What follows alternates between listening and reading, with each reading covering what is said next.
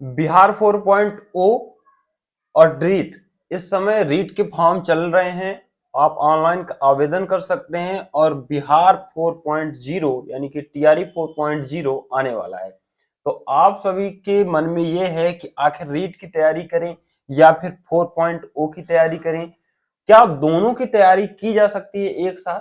ये आपके मन में चर्चा का विषय बना हुआ है और आप इस पर डिसाइड नहीं कर पा रहे हैं कि आखिर हम रीट की तैयारी करें या फिर बिहार टीआरई की तैयारी करें जो इस समय आने वाला है।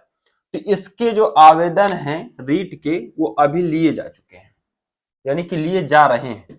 आप इसके आवेदन अभी भी आप कर सकते हैं, आराम से आप आवेदन करिए और इसमें जो कुछ विषय हैं जो पूछे जाएंगे। और इसी तरह बिहार को जो बीपीएससी है, इसके आवेदन आपको फरवरी माह में आपके प्रस्तावित हैं कि लगभग फरवरी तक ही आ जाएगा। लेकिन इसमें दोनों में कैसे क्या तैयारी करनी है, ये आपको कंफ्यूजन है। तो आइए मैं इसको बताता हूँ। देखिए, ये जो है एक जॉब है, इसमें से जॉब मिलेगी। आप चाहे प्राइमरी के टीचर बने या फिर आप अपर प्राइमरी 6 to 8 के बने या फिर जो है आप 9th-10th के बने या फिर पीजीटी में, ऐसे इसमें आपको वैकेंसी इसमें देखने को मिलेगी। और इसमें पहले भी आपको 1 2 3 टीआरई के आपके पेपर हो चुके हैं और इस समय भी काउंसलिंग अभी चल ही रही है टीआरई 3.0 वालों की। तो ये भी आपको प्रस्तावित है। तो इसमें क्या होगा कि जॉब मिलेगी। इसमें जो सब्जेक्ट पूछे जाते हैं वो इतिहास है, हिस्ट्री है, जियोग्राफी है, आपकी राज्य व्यवस्था पूछी जाती है, इसमें साइंस पूछी जाती है, इसमें मैथ पूछी जाती है, इसमें जो है रीजनिंग आएगी। और सबसे महत्वपूर्ण भाग इसमें जो रहता है आईएनएम का रहता है, राष्ट्रीय आंदोलन। इसमें प्रमुख प्रश्न पूछे जाते हैं प्राइमरी में। तो आप समझिए कि काफी प्रश्न पूछे जाते हैं। इसी तरह 6 to 8 की बात करें तो 6 to 8 की बात करें तो इसमें भी लगभग 7 से 8 क्वेश्चन इसमें भी आईएनएम के पूछे जाते हैं। और इसमें एक भाषा होती है, भाषा इसमें क्वालिफाइंग रहती है। यदि आप प्राइमरी देते हैं, अपर प्राइमरी देते हैं, तो इसमें से आपको 3 भाग में बढ़ जाता है। एक तो आपको साइंस वर्ग के जो स्टूडेंट होते हैं उनको मैथ और साइंस आती है। दूसरा जो है आपको आता है इसमें एक लैंग्वेज टीचर के आते हैं। बाकी एक जो है हिस्ट्री जियोग्राफी वाले जो टीचर आते हैं, वो आर्ट साइड के टीचर, वो भी इसमें आते हैं।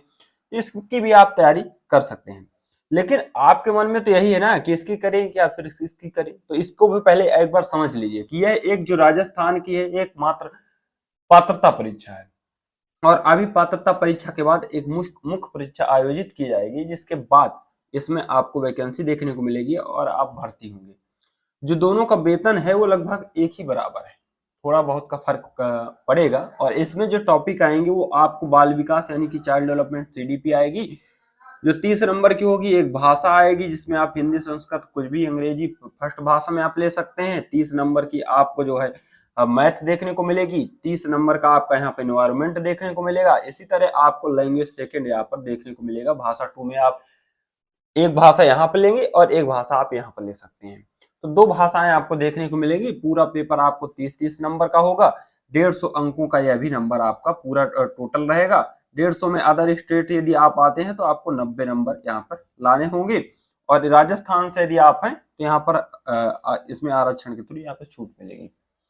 तो इस तरह से दोनों का पेपर आता है। इसके पेपर आप देख रहे हैं कि इसके ऑलरेडी आपको ये वैकेंसी मिलेगी और यह है पात्रता परीक्षा है। तो मैं ये तो नहीं कह रहा हूं कि आप इसकी तैयारी छोड़कर इसकी तैयारी करिए या फिर इसकी तैयारी छोड़कर इसकी तैयारी करिए। लेकिन सोचने वाली बात यह है कि अभी इसकी आप ऑलरेडी तैयारी कर चुके हैं, क्योंकि आप यदि यूपी से हैं, अदर राज्यों से हैं, चंडीगढ़ से हैं, तो आप महाराष्ट्र से हैं, तो आप छत्तीसगढ़ से हैं, तो ये ऑलरेडी आपने एक एक बार इसको जो है अपने अपने राज्य का टेट देख चुका है। अभी आपने एमपी टेट भी दिया होगा, अभी आपने एमपी टेट भी दिया होगा, तो उसमें भी चाइल्ड डेवलपमेंट, भाषा, मैथ वगैरह ये सारी चीजें आपने पढ़ी होगी। लेकिन हाँ, एमपी टेट थोड़ा सा सीटेट बेस्ड ऑन आता है और ये थोड़ा सा जो आता है ये यूपी टेट बेस्ड ऑन आता है। इसमें डायरेक्ट फैक्चुअल क्वेश्चन पूछे जाते हैं, फैक्ट इसमें पूछे जाते हैं। तो इसकी तैयारी तो आप एक बार ऑलरेडी कर चुके हैं। इसमें थोड़ा सा आपको रिवीजन करने की जरूरत है। हालांकि पढ़ने की भी जरूरत है, ऐसा कोई चीज नहीं है जिसको आप पढ़े ना और आपका क्रॉस हो जाए, 90 नंबर आसानी से आ जाए, तो ऐसा नहीं है। इसमें कुछ राजस्थान जीके भी पूछा जाएगा। राजस्थान जीके का भी पार्ट रखा गया है मुख्य परीक्षा में भी और इसमें भी। तो ये भी आपको पढ़ने की जरूरत है। तो कई ऐसे संस्थान हैं जो इसमें आपको फ्री में राजस्थान जीके है और कुछ इसकी तैयारी भी करा रहे हैं। तो इसको आप यदि 1 महीने हर सब्जेक्ट को थोड़ा थोड़ा समय देते हैं तो ये आपका लगभग हो जाएगा। बात करें यदि भाषा की, तो देखिए भाषा यहाँ भी आनी है, भाषा आपको यहाँ भी आनी है। मैथ आपको यहाँ भी पढ़नी पड़ेगी, मैथ आपको यहाँ भी पढ़नी पड़ेगी। लैंग्वेज 1 यहाँ आपको यहाँ भी पढ़नी पड़ेगी, लैंग्वेज 1 वहाँ यहाँ भी आपको पढ़नी पड़ेगी। तो कुछ जो है ये कॉम्बिनेशन यहाँ से मैच खाते हैं, और यदि आप इसकी तैयारी करते हैं तो इसमें डायरेक्ट आपको वैकेंसी मिलेगी, और इसमें अभी आपको वैकेंसी मिलना है। तो दोनों अपने आप में, अभी आप इसमें भी वैकेंसी आएगी, इसमें भी आपको देखने को मिलेगा। राजस्थान का जीके का काफी पार्ट है, तो थोड़ा सा समस्या हो सकती है, लेकिन आप दोनों की तैयारी कर सकते हैं। इसको भी समय देते रहिए और इसकी आप प्रॉपर तैयारी करते रहिए। अभी भी आपको वैकेंसी देखने को मिलेगी जल्दी, फरवरी वगैरह में। और इसके अलावा और कई सारी वैकेंसी हैं। कई सारी वैकेंसी की बात करें, जैसे कि अभी आपको DSSS भी आनी है, आपको KBS आनी है, EMRS की वैकेंसी आपको देखिए। तो कई सारी वैकेंसी आपको यहाँ पर देखने को मिलेगी। तो आप यदि प्रॉपर तैयारी करते हैं, हर सब्जेक्ट को अपना समय देते हैं, तो आपको 2025 में एक जॉब आपकी पक्की हो जाएगी। इसलिए दोनों की तैयारी आप कर सकते हैं। रीट को भी आप पढ़ते रहिए, क्योंकि चाइल्ड डेवलपमेंट आपने पढ़ ही चुका है। ये सारा सब्जेक्ट एक बार आपको रिवीजन की जरूरत है, और इसमें आपको इसी तरह जो इसके कुछ विषय हैं, यदि आप 6 to 8 में करते हैं तो आपको 80 नंबर की लैंग्वेज केवल भाषा आती है। हिंदी टीचर बनते हैं तो हिंदी 80 नंबर की, मतलब सब्जेक्ट टीचर की जो वैकेंसी आती है उसमें 80 नंबर की सीधे पूछ लेता है। ये भी आसान है, भाषा को भी आप पढ़ सकते हैं। INM का 7-8 क्वेश्चन आता है, मैथ का 7-8 क्वेश्चन आता है, रीजनिंग का 2-4 क्वेश्चन आता है। इस तरह 6 to 8 में आसानी हो जाती है। तो सारी तैयारी आप कर सकते हैं। आपको अभी डिसीजन लेना है कि आप किसकी तैयारी कर सकते हैं, या फिर दोनों की तैयारी आप कर सकते हैं एक साथ। हमने आपको इसका दोनों का फैक्ट बताया। अब आपका विवेक क्या कहता है, आप इस पर फैसला लीजिएगा। और रीट का फॉर्म अभी तक आपने नहीं भरा है तो रीट का फॉर्म भर दीजिएगा।